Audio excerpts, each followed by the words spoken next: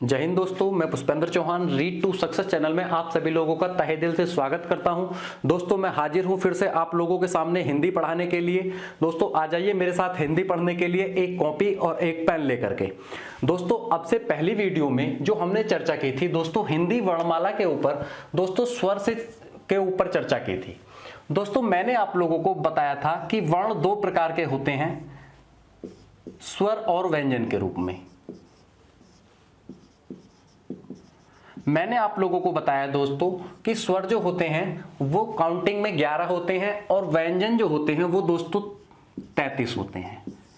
Clear है दोस्तों? आइए इन व्यंजन्स के बारे में आज हम चर्चा करते हैं कि व्यंजन्स क्या होते हैं, व्यंजन्स की काउंटिंग कितनी होती है। दोस्तों बहुत बड़ा सवाल होता है हमारे अंदर बहुत बड़ा संशय भी होता है कि आखिर व्यंजन होते कितने हैं। दोस्तों एक एक छोटे छोटे पॉइंट को लेकर के मैं आप लोगों के सामने दोस्तों डिस्कस करूंगा, केवल आप मेरे साथ बने रहिए। क्लियर है दोस्तों? आइए स्टार्ट करते हैं। दोस्तों सबसे पहले आता है व्यंजन। दोस्तों व्यंजन होता क्या है? अगर हम व्यंजन की परिभाषा के बारे में बात करें तो दोस्तों जिन वर्णों को बोलने के लिए स्वरों की आवश्यकता लेनी पड़े उन्हें व्यंजन कहा जाता है। अर्थात जिन वर्णों को बोलने के लिए स्वरों की आवश्यकता लेनी पड़े व्यंजन कहलाते हैं। किस प्रकार दोस्तों? मैंने कहा क्या क। अब दोस्तों जो कै बोला जाता है, अगर कै का हम शुद्ध रूप देखें तो दोस्तों अब ये अपने आप में बिल्कुल धातु है, अर्थात शुद्ध है। अब हम जो बोलते हैं क बोलते हैं तो हमें अ की साउंड आती है, अर्थात जो कै बोला जाएगा कै प्लस ऐ से मिलकर के बना होता है। अब जो ए होता है आपका स्वर होता है और ये जो क होता है ये क्या होता है दोस्तों? व्यंजन होता है। अब यहीं से डेफिनेशन बनती है कि जिन वर्णों को बोलने के लिए स्वर की सहायता लेनी पड़े व्यंजन कहलाते हैं। क्लियर है दोस्तों? अब दोस्तों यहां पर बहुत बड़ा संशय होता है व्यंजनों की काउंटिंग को लेकर के। तो दोस्तों व्यंजनों की संख्या जो होती है वो होती है दोस्तों टोटल 33। हिंदी में व्यंजनों की संख्या 33 होती है। अब ये किस प्रकार से होती है दोस्तों? ये जो आपके वर्ग लिखे हुए हैं कै वर्ग, चे वर्ग, टे वर्ग, ते वर्ग और पै वर्ग, ये टोटल जो होते हैं दोस्तों ये होते हैं 25। कितने होते हैं? 25। और इन 25 के 25 को कहा जाता है स्पर्शी व्यंजन। क्लियर है दोस्तों? आप लोगों से सीधा सीधा क्वेश्चन पूछ लिया जाता है कि बताइए स्पर्शी व्यंजनों की संख्या कितनी होती है, तो दोस्तों आप लोग बताएंगे 25। क्लियर है? अब 25 के बाद दोस्तों 4 आपके ये बढ़ जाते हैं अंतस्थ व्यंजन, जिनको बोला जाता है ये, रे, ले, वे। अब ये जो अंतस्थ व्यंजन हैं ये, रे, ले, वे, अब 25 के बाद 4 ये वाले ऐड होते हैं तो हो जाता है 29। अब 29 के बाद दोस्तों होते हैं ऊष्म या ऊष्म संघर्षी व्यंजन, जिनको बोला जाता है ये होते हैं से, है। अब ये जो दोस्तों होते हैं ऊष्म संघर्षी व्यंजन ये होते हैं 4। अब ये टोटल काउंटिंग में हो जाते हैं दोस्तों 33। ये जो आपके 33 होते हैं इन्हीं को कहा जाता है व्यंजन। क्लियर है दोस्तों? अब यहां पर एक और संशय होता है कि बताइए लेखन के आधार पर कुल कितने व्यंजन होते हैं। और दोस्तों ये क्वेश्चन आप लोगों से कई बार परीक्षाओं में पूछा भी गया है। एक और क्वेश्चन आता है कि बताइए उच्चारण के आधार पर कुल कितने व्यंजन होते हैं। अब दोस्तों यदि हम उच्चारण के आधार पर व्यंजनों की काउंटिंग की बात करें तो दोस्तों उच्चारण के आधार पर गिनते समय ये जो द्विगुण व्यंजन होते हैं ये भी काउंट कर लिए जाते हैं। ड और ढ जिनको बोला जाता है ये दोस्तों द्विगुण भी कह सकते हैं, इनको उत्क्षिप्त व्यंजन भी कह सकते हैं। उत्क्षिप्त का मतलब होता है फेंका हुआ। ठीक है दोस्तों? इसके बाद ताड़न जात व्यंजन भी बोला जाता है इनको। तो आप लोगों को क्वेश्चन यहां की देखने को मिलेगा कि क्वेश्चन में आएगा कि बताइए ताड़न जात व्यंजन किन्हें कहा जाता है, तो आप बताएंगे ड और ढ को। क्लियर है दोस्तों? एक और क्वेश्चन पूछा जाता है उत्क्षिप्त व्यंजन किसे कहा जाता है? ड और ढ को। इसी प्रकार द्विगुण व्यंजन भी इन्हीं को कहा जाता है। क्लियर है दोस्तों? अब आप लोगों से पूछा जाए कि उच्चारण के आधार पर कुल कितने व्यंजन होते हैं, तो दोस्तों आप लोग बताएंगे 35 व्यंजन। ठीक है? इसके बाद दोस्तों अब आप लोगों से दिमाग में आ रहा होगा कि ड और ढ को द्विगुण व्यंजन क्यों कहा जाता है। दोस्तों ये ड और ढ जो होते हैं ये शुद्ध रूप से जो लिखे जाते हैं वो इस प्रकार लिखे जाते हैं, इनके नीचे कोई भी बिंदी नहीं लगी होती है। अगर मैं दोस्तों इन ड और ढ के नीचे बिंदी लगाता हूं, अब ये दोस्तों ध्वनियां बन जाती हैं।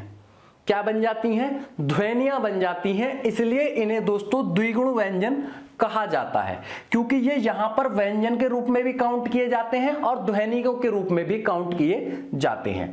अब दोस्तों आप लोगों से पूछा जाता है कि बताइए लेखन के आधार पर कुल कितने व्यंजन होते हैं। अब दोस्तों लेखन के आधार पर गिनते समय हमारे यहां तक हुए थे टोटल 33 यहां तक, और इसके बाद 2 ये हो गए थे, यानी टोटल हो गए थे काउंटिंग में 35। अब ये जो 35 हैं दोस्तों, 35 में 4 और व्यंजन मिला लिए जाते हैं। ये कौन से व्यंजन मिला लिए जाते हैं? जिनको संयुक्त व्यंजन बोला जाता है। संयुक्त व्यंजन का अर्थ होता है दोस्तों जो व्यंजन दूसरे व्यंजनों से मिलकर के बने हो, जैसे श, इसको क और स के द्वारा मिलकर के बनाया गया है।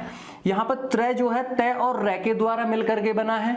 ज जो होता है ज और ण के द्वारा मिलकर के बना है। श्र जो है श और र के द्वारा मिलकर के बना है। अर्थात ये सभी 2-2 व्यंजनों से मिलकर के बने हैं, और इनमें दोस्तों ऐसा नहीं है कि स्वर काउंट नहीं है। अगर मैं इनका शुद्ध रूप देखना चाहूं तो ये क प्लस स प्लस अ, ये इसका शुद्ध रूप होता है। क्लियर है दोस्तों? अब ये जो है इसके अंदर स्वर भी काउंट है, और ये जो 2 होते हैं इनको व्यंजन बोला जाता है, और इसके बाद ए मिलने से ये दोस्तों स्वर भी काउंट हो जाता है। क्लियर है दोस्तों? इसलिए इनको व्यंजन बोला जाता है। अब ये जो त्रय बना है त और र से मिलकर के बना है, ज जो है ज और र से मिलकर के बना है, श्र जो है श और र से मिलकर के बना है, इनको बोला जाता है दोस्तों संयुक्त व्यंजन। कई बार परीक्षाओं में क्वेश्चन पूछा गया है कि बताइए संयुक्त व्यंजनों की संख्या कितनी होती है। आप बताएंगे दोस्तों 4।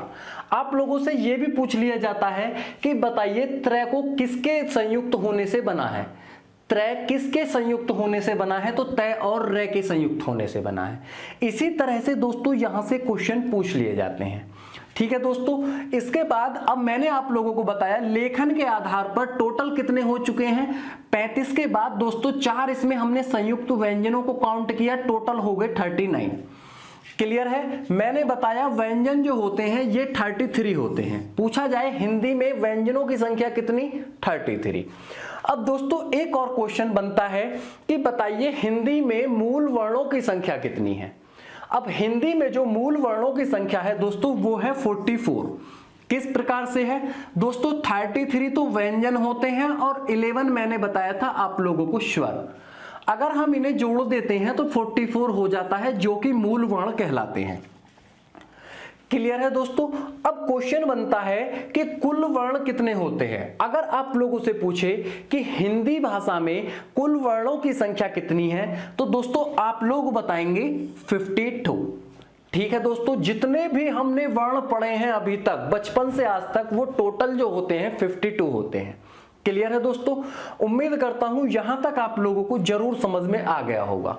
अब दोस्तों चर्चा करते हैं, कुछ और इंपॉर्टेंट पॉइंट्स हैं हिंदी वर्णमाला में व्यंजन्स को लेकर के, आइए उनके ऊपर चर्चा करते हैं।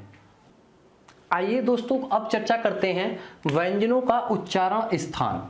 दोस्तों व्यंजन्स किस पार्ट के द्वारा बोले जाते हैं, अर्थात मुख के किस भाग से बोले जाते हैं। दोस्तों यहां से क्वेश्चंस बहुत बार पूछे गए हैं, आप लोगों को इनको ध्यान से पढ़ना है। आइए दोस्तों पहले बात करते हैं क वर्ग की। ये जो पहली वाली आपकी जो लाइन होती है इसको मैंने नाम दे दिया है क वर्ग। ये होता है च वर्ग, इसको बोला जाता है ट वर्ग। ये होता है दोस्तों त वर्ग, और ये होता है प वर्ग, जो कि मैंने सभी के आगे लिखा भी है। क्लियर है दोस्तों? अब आप लोगों से क्वेश्चन पूछा जाएगा कि बताइए क वर्ग को कहां से बोला जाता है या क वर्ग का उच्चारण स्थान क्या है। क्लियर है? तो दोस्तों आप लोग बताएंगे क वर्ग का उच्चारण स्थान है कंठ। कंठ यानी गला। इसके बाद दोस्तों पूछा जाएगा कि च वर्ग का उच्चारण स्थान क्या है। च वर्ग को बोला जाता है दोस्तों तालु या तालव्य के द्वारा। अब दोस्तों ये जो च वर्ग होता है इसको एक और नाम दिया जाता है स्पर्श संघर्षी व्यंजन। स्पर्श संघर्षी व्यंजन।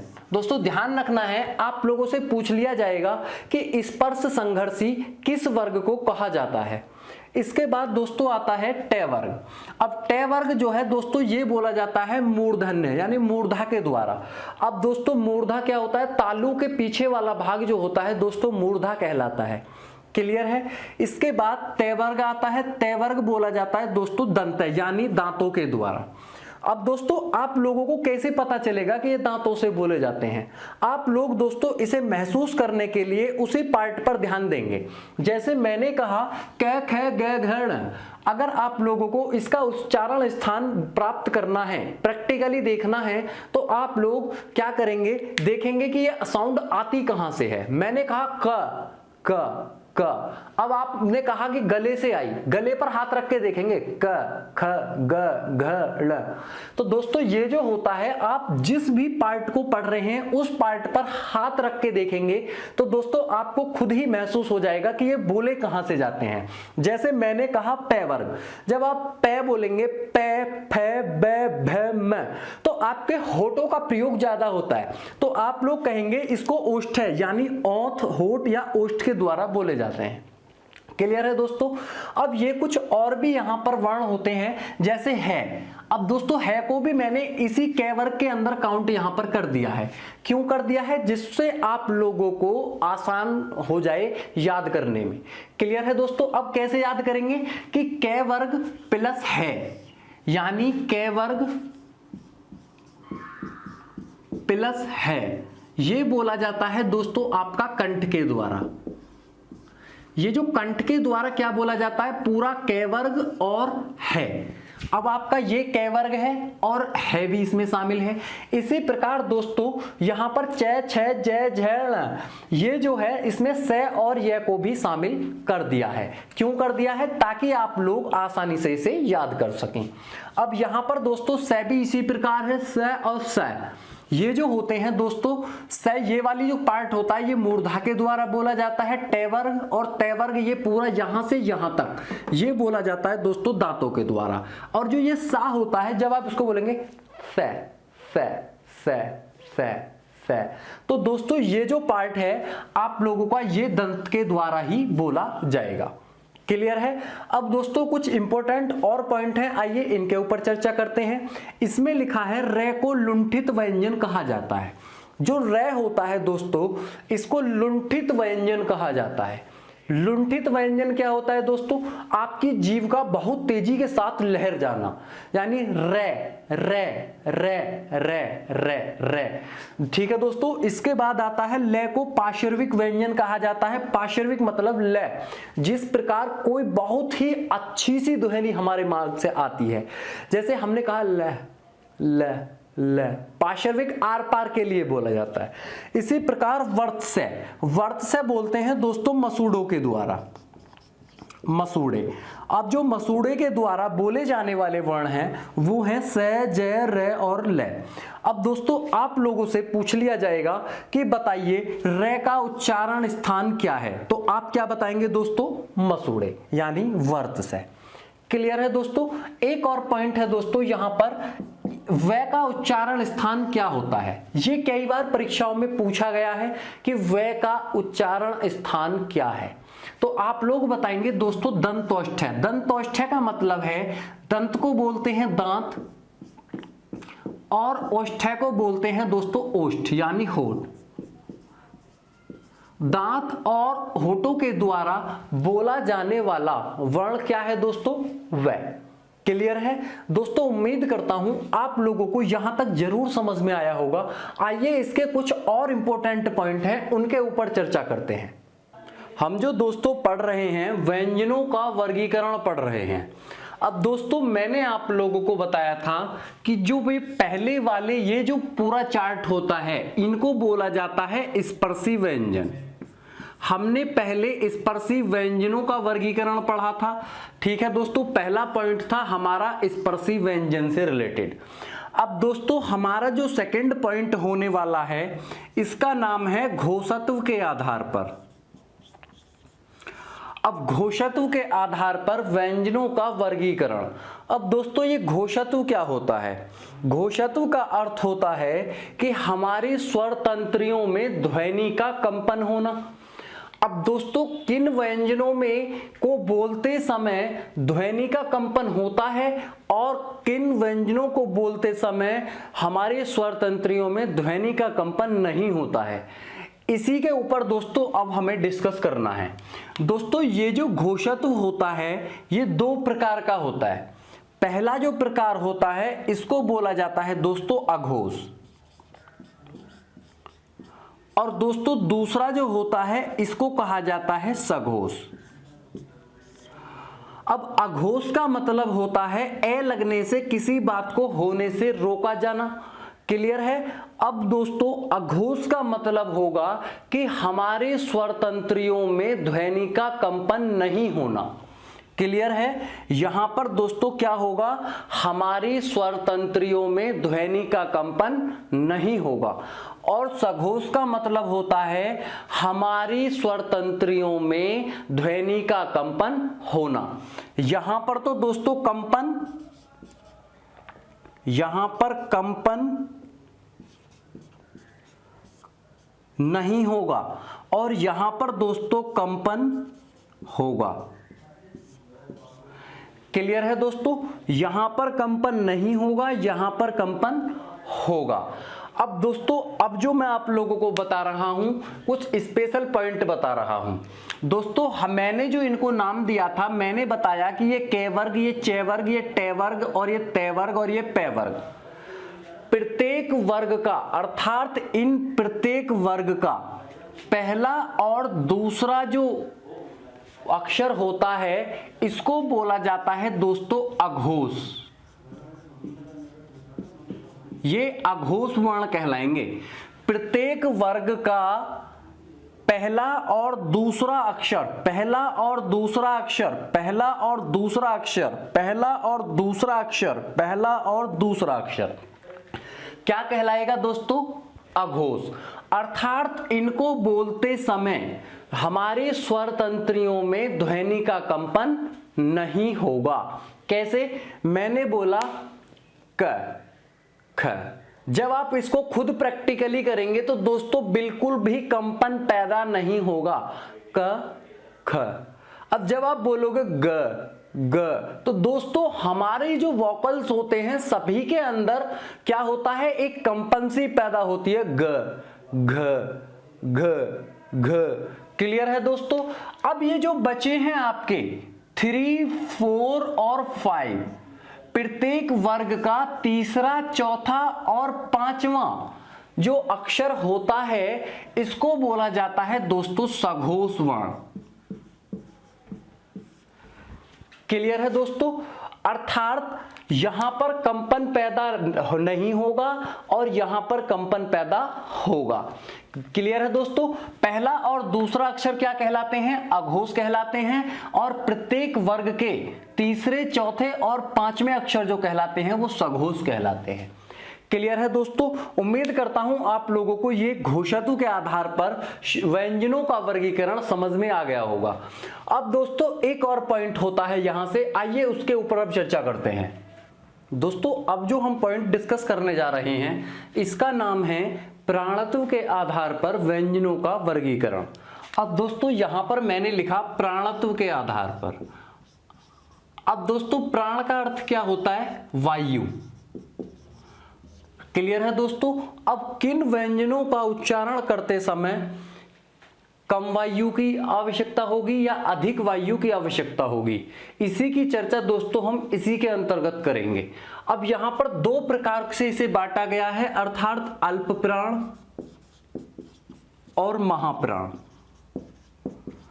अब ये जो दोस्तों अल्प प्राण है इसका अर्थ होता है कि जिन व्यंजनों को बोलते समय कम वायु की आवश्यकता पड़े। अब महाप्राण का अर्थ होता है दोस्तों जिन व्यंजनों को बोलते समय अधिक वायु की आवश्यकता पड़े उसे महाप्राण कहा जाता है। क्लियर है दोस्तों? अब यहां पर दोस्तों एक पॉइंट आप लोगों को ध्यान से देखना है कि प्रत्येक वर्ग का पहला, तीसरा और पांचवा जो वर्ग होता है, इन तीनों को बोला जाता है दोस्तों अल्प प्राण। यानी प्रत्येक वर्ग का पहला, तीसरा और पांचवा अक्षर क्या कहलाता है दोस्तों? अल्प प्राण कहलाता है। इसके बाद जो दोस्तों बचा है दूसरा और चौथा अक्षर जो होता है, इसको बोला जाता है महाप्राण। क्या बोला जाता है दोस्तों? महाप्राण। अब ये जो होता है दोस्तों दूसरा और चौथा अक्षर होता है। अब यहां पर दोस्तों एक पॉइंट का और आप लोगों को विशेष ध्यान रखना है। ये जो अल्प प्राण होते हैं, इनके अंदर जो आप लोगों को मैंने बताए थे अंतस्थ व्यंजन य, र, ल, व, वो भी काउंट किए जाते हैं। अब वो कितने होते हैं दोस्तों? संख्या में 4 अंतस्थ व्यंजन। क्लियर है दोस्तों? अब यदि हम देखें तो ये टोटल कितने होते हैं? 1, 3 और 5 ये होते हैं तीनों 15, और 15 के बाद 4 ये होते हैं, टोटल हो जाते हैं दोस्तों ये 19। टोटल हो जाते हैं ये दोस्तों कितने? 19। इसके बाद दोस्तों महाप्राण जो होते हैं ये होते हैं यहां पर 10, और 10 के बाद दोस्तों इसके अंदर ये और काउंट कर लिए जाते हैं जिनको बोला जाता है ऊष्म संघर्षी व्यंजन। ऊष्म संघर्षी ये कितने होते हैं दोस्तों? 4 होते हैं, इनको ऊष्म संघर्षी बोला जाता है। क्लियर है? अब यहां तक 10 और 4 टोटल कितने हुए दोस्तों? संख्या में 14। क्लियर है? ये हुए कितने? 19।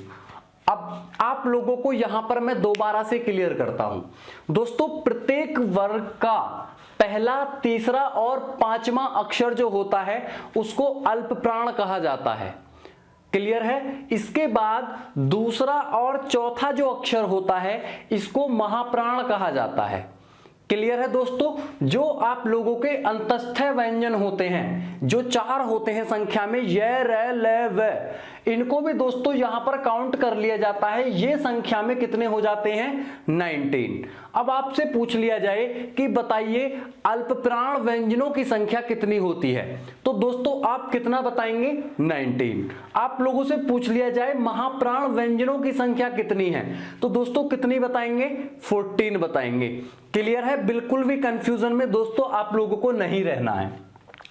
अब इसके बाद दोस्तों कुछ और पॉइंट मैंने लिखे हैं। यहां पर कहा गया है सभी स्वर अल्प प्राण होते हैं। दोस्तों ये क्वेश्चन जो है इंपॉर्टेंट क्वेश्चन है, आप लोगों को लिख लेना है कि सभी स्वर जो होते हैं वो क्या होते हैं दोस्तों? अल्प प्राण होते हैं। अर्थात स्वरों को बोलने के लिए कम वायु की आवश्यकता होती है। क्लियर है दोस्तों?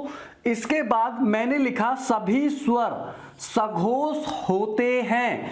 अर्थात सभी स्वरों को बोलने के लिए ज्यादा शोर की आवश्यकता पड़ती है। क्लियर है दोस्तों? जब हम सभी स्वरों को पढ़ेंगे तो दोस्तों यहां पर बहुत ज्यादा आवाज आएगी, बहुत ज्यादा कंपन पैदा होगी। क्लियर है दोस्तों? तो इस पॉइंट को भी आप लोगों को लिख लेना है कि सभी स्वर सघोष होते हैं। क्लियर है दोस्तों? एक पॉइंट और आप लोगों को लिख लेना है, यह और वह को अर्धस्वर कहा जाता है।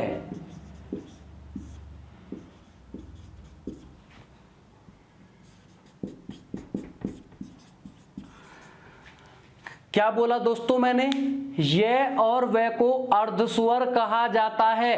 अर्थात ये आधे स्वर भी होते हैं। कौन होते हैं? ये और वह। दोस्तों कई बार परीक्षाओं में क्वेश्चन पूछा गया है कि बताइए अर्ध स्वरों की संख्या कितनी है, तो दोस्तों आप लोग क्या बताएंगे?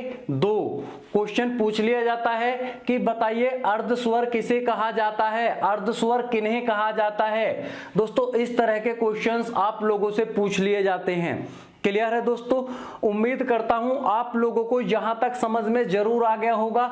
जितने भी दोस्तों आज तक क्वेश्चंस पूछे गए हैं मैंने इस वीडियो के अंदर यहां तक कंफर्म कर दिए हैं। क्लियर है? आप लोगों को दोस्तों वीडियो को आखिर तक देखना है और दोस्तों आप लोगों को अपना एक नोट्स बना लेना है। यदि कोई आप लोगों की क्वेरी है तो आप लोग कमेंट बॉक्स के अंदर दोस्तों अपनी क्वेरी को लिख सकते हैं कि सर हमें यहां पर प्रॉब्लम है। क्लियर है दोस्तों? उम्मीद करता हूं आप लोगों को यहां तक मेरा पढ़ाया हुआ जरूर समझ में आया होगा। दोस्तों इन 4 बातों के साथ अपनी बात खत्म करना चाहूंगा। कहा जाता है कि दोस्तों वर्ण और अक्षर एक कहलाएं, तोड़ो तो ये टूट ना पाए, मिलकर तो ये शब्द बनाएं, स्वर व्यंजन भेद कहलाएं। दोस्तों इन 4 लाइनों में बहुत बड़ी बात छिपी है। आप लोगों को इन 4 लाइनों पर ही गौर करना है। क्लियर है दोस्तों? नेक्स्ट वीडियो के अंदर आप लोग तैयार हो जाइए हिंदी शब्दकोश पढ़ने के लिए। क्लियर है दोस्तों? धन्यवाद।